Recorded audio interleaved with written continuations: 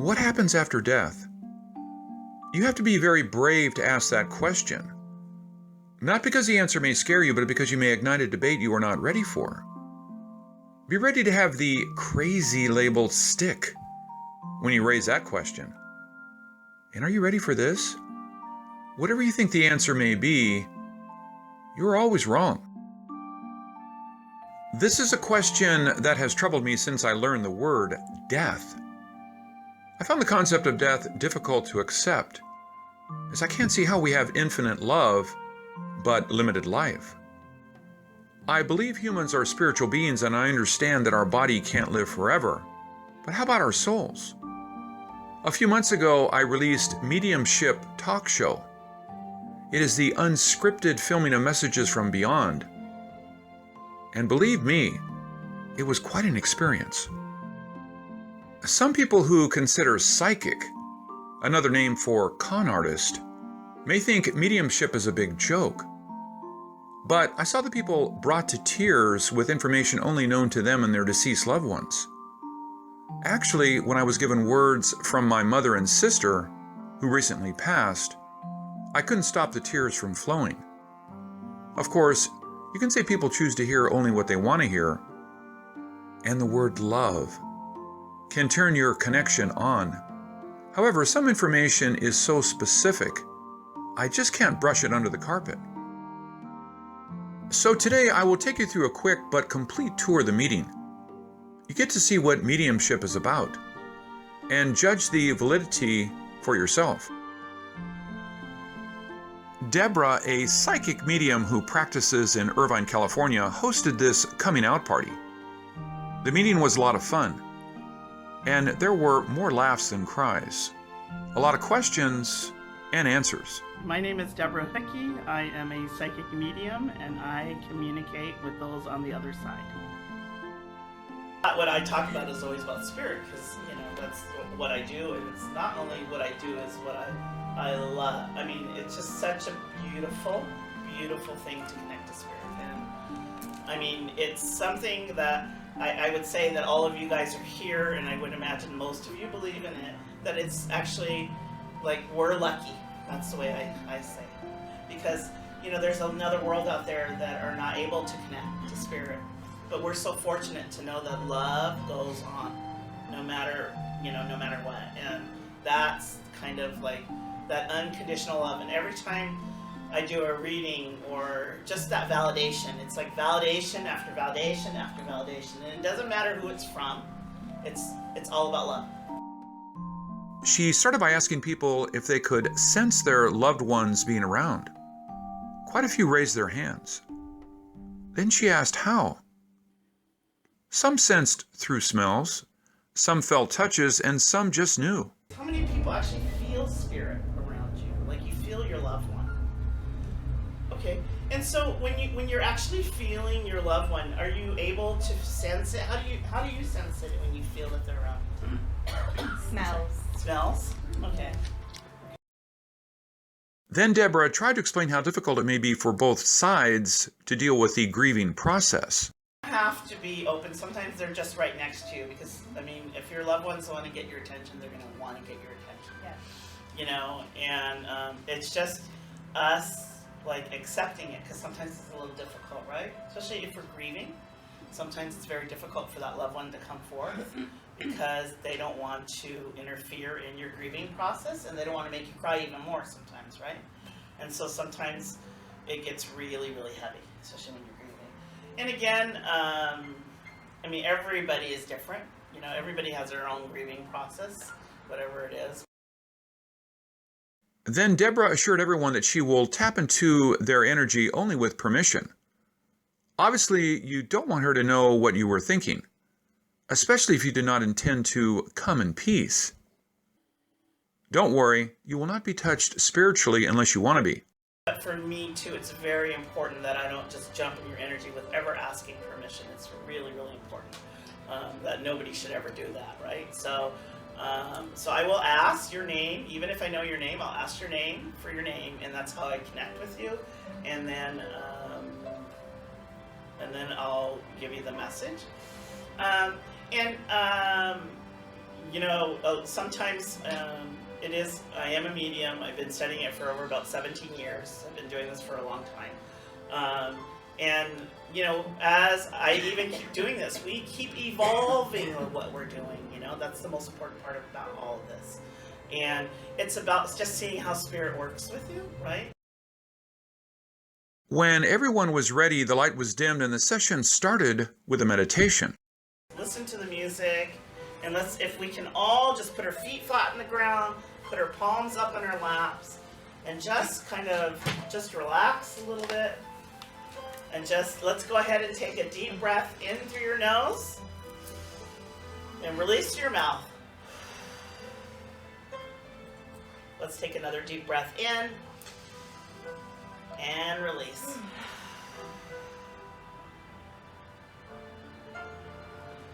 And right now I would like all of you to go ahead and visualize that there's a big, big tree about 100 feet tall. There's a tree right in front of you. And I want you, and it's about 100 foot tall, like I said, and I want your eyes to be at the top of the tree. And at the top of the tree, or looking at the tree, you can see all the branches kind of drooping down with all the green leaves. It's a beautiful tree. It's actually kind of covering all of us in here. We're kind of like in the shade. Just kind of visualize that. Visualize that. And so I want your eyes to be still at the top of the tree.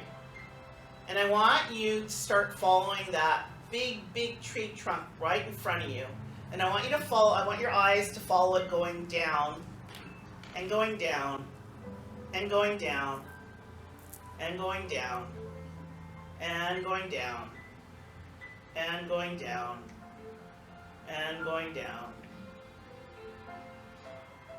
and going down, and going all the way down until we're at the bottom of the tree.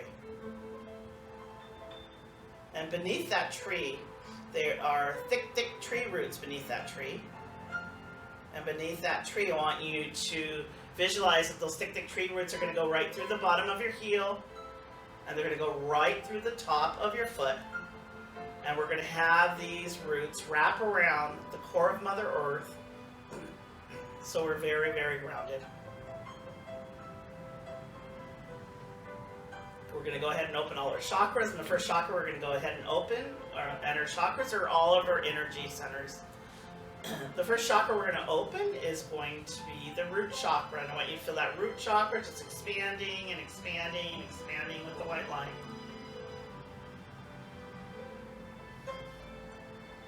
The next chakra we're going to open up is the sacral chakra. And I want you to feel that sacral chakra just expanding, expanding, expanding with the white light.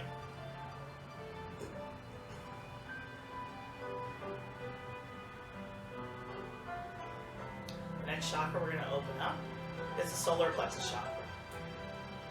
And I want you to feel that solar plexus chakra just expanding, expanding, expanding with the white light. The next chakra we're going to open up is the heart chakra. And I want you to feel that heart chakra just expanding, expanding, expanding with the white light. The next chakra we're going to open up is the throat chakra. I want you to feel that throat chakra just expanding, expanding, expanding with the white light. The next chakra we're going to open up is that third eye. And we're going to open and expand that third eye, expand it and expand it, expand it with the white light. And of course, the last chakra we're going to open up is a crown chakra, which is right on top of your head. I want you to feel that crown chakra just expanding and expanding and expanding and expanding with the white light. The next step was to invite these spirits. Each of us here in this room, we all have guides. They have been with us since the day that we're born, and they stay with us until the day that we die. And so right now, in your mind, I want each one of you to ask all of your guides of a higher vibration who serve God to take their positions around you one by one in this white light.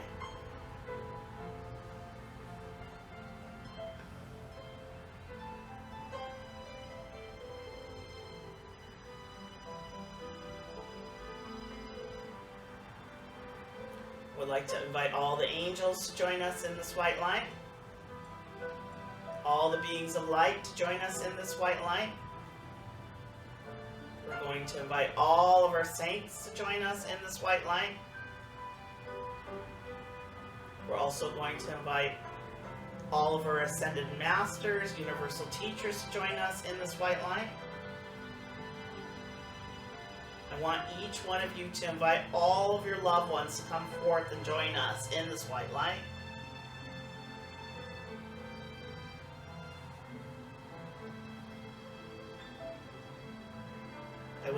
I would like all of you to invite all your guardian angels and ask your guardian angels to stand next to you and join you in this white light.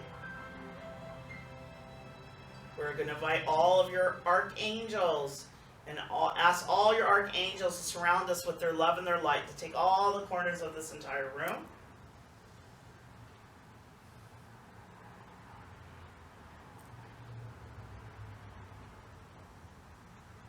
And of course, last but not least, we're going to invite God, Creator, Source, to join us. And dear God, today I ask that you help me with the messages I'm about to give. I ask this in all sincerity and honesty, and I will do my part. Dear God, today we would all like to thank you for all the blessings that we have received in our entire lifetime. And today I ask that you help with the clarity and the healing that's needed for each one here today. Please, God, surround us with your love, your light, and your glory. And I ask tonight that you make this the brightest, brightest, brightest room so all the heavens can see. And we are one with Spirit and one with the light. And so it is. Then the encounter with spirits began. And unlike the famous Long Island medium, Deborah promised to deliver everyone a message from the other side. So make sure you're not on the do not call list from your past loved ones. But even when that happened, a dog and cat came through. And to the grieving owner who lost them but never let go, she was so happy knowing that they never left her. Honestly, I came with a big question mark. How can Deborah communicate with our producer, Sherry's families, when they only speak Chinese? But messages from the other side flooded in for one participant. First was her mom. I mean, I have to acknowledge your mom no matter what. Your mom is always here. Your mom is your, the first one who stepped, Jenny's here, I'm here. Do you understand that? Yeah. And I know that I'm a Facebook creeper. I know it was your dad's birthday. Right. But she was right there, right? I mean, she was there for the party, And, she's very grateful that your dad has been there this long. Do you understand that? Really, that's what she's saying. And she said, he looks so good. Then it was her brother. Life was very heavy for him. Do you understand that? Okay. And, the responsibility that he held was, so much for him. Do you understand that? It was a little bit overwhelming. And when I bring him in, he shows me his young self. Do you understand that? That's how he shows me himself. And he was a good-looking guy. Your brother was definitely a good-looking guy. But the other thing that he shows me is when he was his young self, he tried to, I just feel like life wasn't that heavy then. Do you understand that? Okay, so I think that's what he likes to remember himself. Then it was her cousin. She's sick for a while? Yes. Okay, because I feel like as she comes through, there's such a heaviness with her. Do you understand that? I feel like that's the only way I can describe her, that I felt like she was really sick. And she was when she was first diagnosed of being sick, she really had a lot of hope. Do you understand that? Yes. And then as her body kept getting more and more tired, she really couldn't take it anymore, and then she became really she knew that she wasn't going to be here. Do you understand that? So if anybody made the best of her time, she really did. Yeah. Then her aunt came joining in. It was a big family event. Your mom is here. There's I know your cousin's here, but there's another female energy, and I don't know if your mom had a sister. Did she have a sister? Okay, so I'm going to tell you that her sister's there. So it's kind of like you have a big family affair there, right? But I want to tell you that with your mom and your aunt and your cousin, like family was everything to them. Do you understand that? Okay. And I do feel like they are standing with you, Jenny. Okay? As strong as, because all of them were mothers. Do you understand that? And they stand with you, supporting you, and telling you that, you know, you're doing the right thing. Okay? And because I do feel like as strong as their unity is, that's as strong as your family is. Do you understand that? And that's as strong as you are. Okay? And so I just want to let you know that, okay? So if I can leave you with that. Okay, you're welcome. Of course, not every channel was a hotline. Sherry, our producer, only got a message from her grandma when she doubled as our camera lady on March 10th, 2017. She steps into your vibration. It's more about like she says, like right now you're like that little kid in this festival, like you're getting candy from everywhere, and you're like, oh, I wonder what kind of candy I'm gonna get from here. I wonder what kind of candy I'm gonna get there. Do you understand that? And so she wants me to tell you that there's more candy coming. I'm diabetic. so to speak, okay? It's all candy from all the other things, right? It's what's finally giving you sweetness in your life. Do you understand that? Through Deborah, Grandma told her about candy coming and doors opening. And on March 12th, our film Another Nostradamus Prophecy Fulfilled, Pigman was nominated for Best Short Documentary. 2 days after receiving the message, then 4 days later, it was announced as the winner. On March 11th, the film JFK Assassination Predicted by Nostradamus and Unlock the Great Unknown both were nominated as Best Documentary by the Independent Horror Movie Awards, while Unlock the Unknown was also nominated for Best Editing. Then on March 13th, Unlock won Best Documentary. But the biggest surprise came when the trophy for Best Film from Hell Chess Film Festival arrived on March 15th. It is a beautiful box with a special sterling silver front. But when the box was opened, me and the crew were speechless. The box was filled with candy, just as said in the message 5 days ago. Obviously, Grandma knew how important the Hell Chess Award meant to Sherry. It is not only the first Best Film of the Year award. Girl Indigo was her first fiction film. The win over big-budget feature films proved anything is possible. But the sweet success meant more to our team than one could imagine. And somehow Grandma knew what was coming. I know it may be hard for most people to accept the concept of spirits among us. Whatever you believe, I do not intend to change it. However, keep an open mind. Isn't it beautiful if love can survive death? This is Ken Peters. Thank you for watching.